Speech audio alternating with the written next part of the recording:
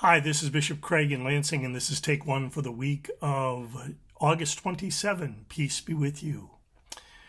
I get to have a number of meetings this week. On Tuesday, I get to participate with the bishops in a Zoom meeting to discuss the church's future church.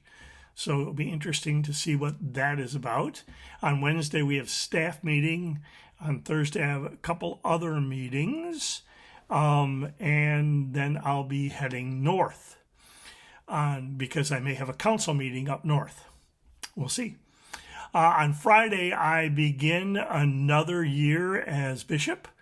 And since the second year, my practice has been to take a couple of days, Friday, Saturday, Sunday, and Labor Day, to kind of be quiet and pray and think and plan for the year ahead. So I'm looking forward to that quiet time. Pastor Sprang will be at Prince of Peace in Portage, preaching for Pastor Rachel, who is home and on the mend from surgery. And Pastor Chrissy will be at Trinity Akiak and St. James Millersburg. I pray I got those two right. On Saturday, they're having like a community gathering with food and worship. And I think Pastor Mary and Pastor Chrissy will lead worship together. And then I believe Pastor Chrissy is also there on Sunday, I believe.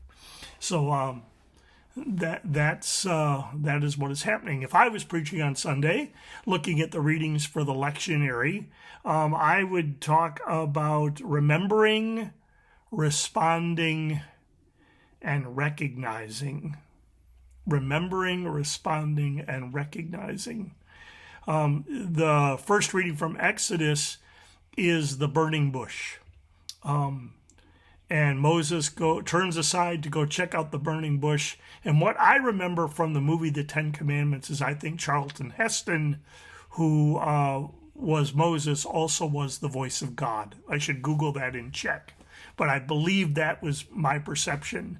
So the burning bush, the voice of God, is almost this internal conversation. But what I find compelling is God identifies God's self as the God of Abraham and Isaac and Jacob. And even when Moses asks God's name, if I'm going to go to the Israelites and they're going to ask me, what's your name? He's going to say, I am who I am becoming what I'm becoming. But then he goes right back to, I'm the God of your ancestors. I'm the God of Abraham and Isaac and Jacob. And those are all great stories. And what God is inviting Moses to do is to remember them and to remember who God has been to God's people, all that God has done for God's people as Moses goes to lead Israel out of slavery in Egypt. So remembering, we remember Abraham, Isaac, and Jacob. Yes, we also remember the God of Jesus, right? And all that Jesus has done for us. So it is about remembering Jesus' life, death, resurrection, salvation, Jesus' love, Jesus abiding with us and us with Jesus, Jesus being with us no matter what, and raising us from all death to new life. It's about remembering. And then the question is, how do we respond to that remembering? For Moses, it was leading the people out of Egypt, right? If we're looking for a way to respond, the reading from Romans is very helpful. And as I read it, I'm thinking that Paul's letters were read aloud to the community, and it would be wonderful for a sermon to have a slow, deliberate, well-done reading of Romans, that reading from Romans about what it means to be loving, and just let that soak and sink in. Let every word both invite and sting. So a careful reading of Romans aloud, responding.